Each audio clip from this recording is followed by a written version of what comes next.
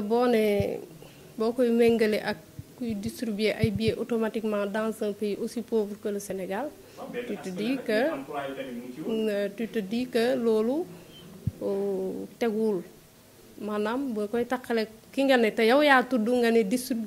GAP la distributeur automatique de billets.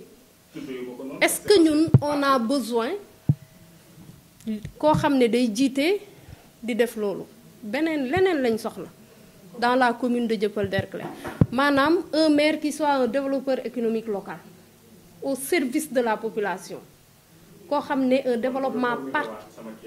oui. Est-ce que moom baaxul woon tey jii nii mu mën a jël ay jeunes yoo xam ne rien que pour la commune de Dieuppeul-Derklé comme ni ko tànk doon defee dama ne automatique bi jeunes yi ñu war a jël dafa war a nekk jeunes yëpp war na ñi mu war a mën a jël ci port war na leen a jël dama lay expliquer xaaral dama lay expliquer ba mu leer fii boo gisee benn nit ñaari nit ñetti nit moom duma wax loolu loo xam ne pour ses beaux yeux duma ko dama lay wax li nga xam ne moo am te li may lu ma noppi rek xaw ma ko mais lu ma la wax rek booy boo nga tàgg ko téere jeunes yi ñu ngi fii am na ñoo xam ne ñu ngi foofu comme yeneen jeunes yu dëkk ci yeneen commune yoo xam ne ñu ngi foofu aussi di liggéey te boo ne commune Dieuppeul-Derklé moom defu fi dara man damay jaaxle aussi parce que non en fait c'est une manière xam nga oui tu n'es pas nihiliste mais tu dis que doo ko sentir mooy def fi lu bare mais quand même ku xool war ngaa mën a gis ne Sadikh Bey li mu def ci commune Dieuppeul-Derklé li mu def ci jumaa yi li mu def ci financement des femmes li mu def ci jeunes yi jàppale leen individuellement lu leer laa lay wax lu ma xam lu mu def ci jeunes yi financement individuel lu mu def ci femmes yi jàppale leen marché Castor je te donne juste un exemple mus nañ fi def benn nettoiement bu mag nettoiement boobu bu dul woon moom saleté bi yëpp du génn marché Castor jour boobu nit ñi dañ doon jël photo ci tali yi ndax ça fait plus de 25 ans en arrière la leen andil ñu gis marché bu set nga taxaw mix africaine di seen côté kër chef de quartier Papa Seck di ko seen mu génnee ñaata tonu mbalit yoo xam ne moom moo ko fa génnee donc c'est des choses yoo xam ne dañ ko gis c'est des choses concrètes du ma wax ci domaine moom ñaata consultation gratuite la fi organisé on le compte dizaines vingtaines je peux faire le bilan que je lui connais tout de suite et là bu ma koy def je ne suis pas du tout gênée pavage bi mu ngi koy def mu ngi pavé li nga ko autorisé mu def pavé na fi école Dieuppeul primaire ñu ñëw teggi pavé yi commencé na fi pour terrain Castor ñu ñëw bloqué affaire bi génnee machine bi mu fa amoon te lam ca mën peut-être ñu bëri mënuñ ko fa est-ce que bu fekkee sa gox rek moo la tax a jóg est-ce que war nga def politique politicienne nit ki ñëw bëgg am ambition te mën tabax terrain Castor nga ne yow le maire Cheikh Gueye pour ne pas le nommer parce que je suis pas dans ça ñëw ne xam nga gis nga ñun il faut qu'on fasse comme les Japonais c'est-à-dire Japonais bu ñu gisee ne mur bi lii mur la dañuy dem ba mbëkk mur bi soo nga xam ne lii mur la bu dee ñun nag dañuy discuter ne mur la am du mur ñi naan mur la ñi naan du mur ñële dem ba mbëkk xam ne du mur xam ne mur ba la fa la ñun rombaat leen dem ci mur ba donc gis nga nit ki bu defee benn def ñaar def ñett war nga ko jox le bénéfice du doute te je pense que li am ci commune Dieuppeul-Derklé mooy nit ñi jox nañu bopp Sadikh Bey jox nañ ko bopp bu baax parce que man quand Khadijatou Sène parle pour des centaines de personnes je ne suis pas seule te man kenn du ma wax loo moom Sadikh Bey xam na ne moom du ma wax loo parce que moom it noonu la mel du wax pour les beaux yeux de personne day wax li nga xam ne moom moo am donc quand je le dis c'est parce que loolu moom li des. loolu moom élection li l'avant-dernière question laay ñëw rek pour enchaîner. mën nga ñu defal le bilan du maire sortant. yaa ngi koy wax rek sama waaw en 3 minutes en 3 secondes sax. je suis pas nihiliste je suis pas du tout nihiliste, mais c'est même pas peu mieux faire, c'est médiocre. C'est très médiocre. En 7 ans de gestion laay wax waxuma 5 ans, en 7 ans de gestion, moi j'ai voté un budget de 7 milliards. On a voté pour le conseil municipal de Dieuppeul-Derklé un budget de 7 milliards. Nous n'avons même pas 30% de taux de recouvrement. C'est pas normal. Il faut une nouvelle stratégie de recouvrement des recettes. Ça n'existe pas. du graaw na loolu mooy réalité bi lii moo fi am de 2014 jusqu'à 2021 dama ne la li ñuy recouvrer par année ci budget yeggul 30%. Cela veut dire que ñun dañuy prévoir rek on fait des prévisions budgétaires, mais prévisions budgétaires bi nit booy def dara nga ne je vote 980 millions wala 900 etc. Donc on a presque tous les ans 1 milliard. Mais tu mets les moyens pour de recouvrer les recettes. Nous sommes dans l'acte 3 de la décentralisation. Tu as énormément de possibilités de recettes. Mais municipalité yemul ci tabaski korité beneen événement Noël nga jël xaalis jox nit ñi ñii 10 000 ñii 5 000 ñii etc. Affaire bi nous avons 13 commissions au niveau de la commune de Dieuppeul-Derklé. Mais commissions yi presque les 80% des commissions ne marchent pas. Ça n'a jamais marché. Alors que commission...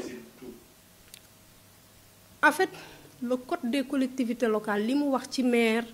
daf ko jox ay pouvoir te loolu code bi moo ko jox ay pouvoir te même sax léegi am nañ tuuti am nañu conseiller ak acte 3 am nañ tuuti dolli ndax avant l'acte 3 avec l'acte 2 plutôt le maire était président de toutes les commissions, mais avec l'acte 3 le président ou la présidente de commission est élu par le conseil municipal. Donc loolu rek cette commission là qui est une commission technique maire bi dafa waroon bàyyi mu liggéey. Parce que moi j'ai été présidente et je suis toujours la présidente de la commission femmes, couches vulnérables et petite enfance à la mairie de Dieuppeul-Derklé et j'ai été élue. J'ai exercé pendant 2 ans. C'est sama bilan musul am en matière de commission femmes de 1996 jusqu'à aujourd'hui. Enveloppe bi ma fa njëkk a dugal avec le PAMECAS ñu ngi ko distribuer le premier jour de mois de Ramadan, c'était 21 millions. Montage financier yi ñu fa def pour les femmes excède na plus de 60 millions yoo xam ne man dama ciy liggéey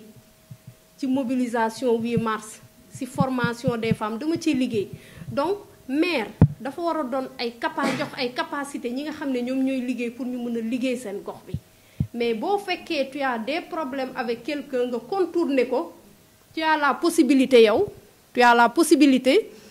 le maire a la possibilité de diriger une commission sans le ou la présidente de la commission. Mais loolu baaxul liggéey la commission yi ñu liggéey ndax ku ne mën a sawar liggéey dem andil la li nga xam ndax ku nekk am na rek lu mu mën. Donc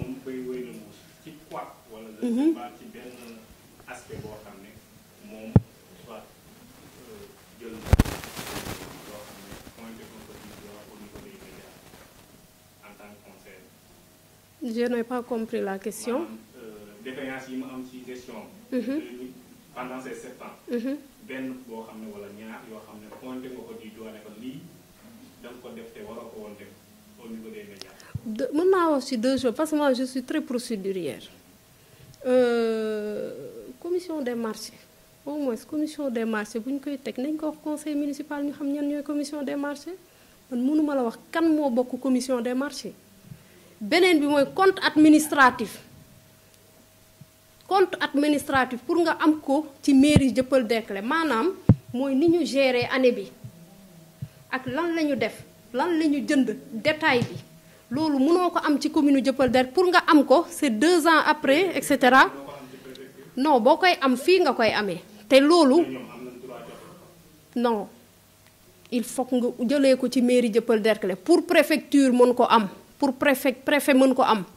pour sous-préfet mën ko am laa waxuma préfet de pour sous-préfet mën ko am il faut que mu génn ci mairie Dieuppeul Derklé de mais ñun jotuñu ci ñun fii lañ ko war a jotee jotuñu ci compte administratif de préfet du ñu jox sous-préfet du ñu jox compte administratif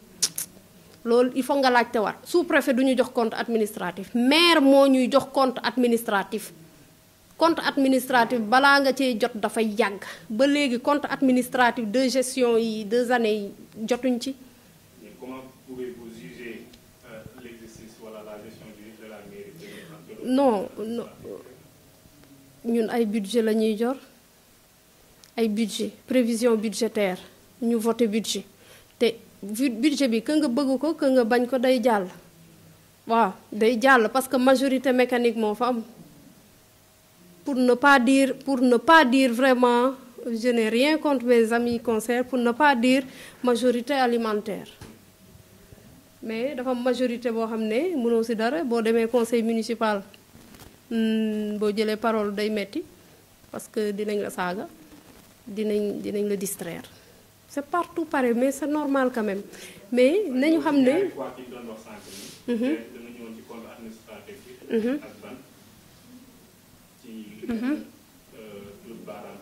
non si comme dama ne la commission des marchés man xaw ma ñan la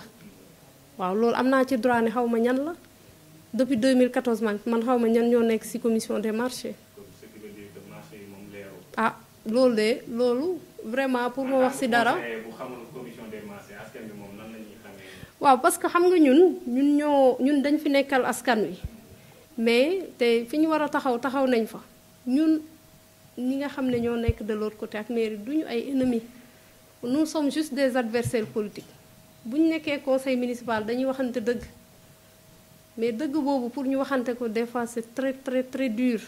pour ñu waxante dëgg même si nag ñun ñëpp ñoo bokk gox bi ñoo bokk ndey ñoo bokk baay mais c'est très très très dur mais man ma gis nga tout ce qui concerne l'administration man je pense que nit ñi dañ ci war a apporter sérieux te mairie bii di ñëw aussi ki koy yor ci liñ koy soññ mooy qu'il soit très procédurier te lépp lu nekk ci pays papier administratif ko mettre à la disposition du conseil municipal parce que conseil municipal man yi ma mës a fekkee ñaari conseil en général nit ñu bëgg seen gox la ñoo fa daje donc il faut mooy am échange bu mairie taxawee ku nekk war naa jël mantoom ci parti wala ci mouvement bi mu nekk mu teg ko ci biti bu ñu duggee ci biir ñu gérer parce que noonu lañ doon defee de 2014 presque à 2015 2016 maximum noonu lañ doon def mais après xam nga politique dafay dugg leneen ak leneen te loolu mooy perteloo askan bi. li ñu mën a wax bëri na madame tey tënk rek nga wax dernier mot. ak message bi ngay lancé citoyen yi. waaw li may wax mooy plus que jamais engagé pour ma commune. C'est-à-dire la commune de Dieuppeul Derklé Castor,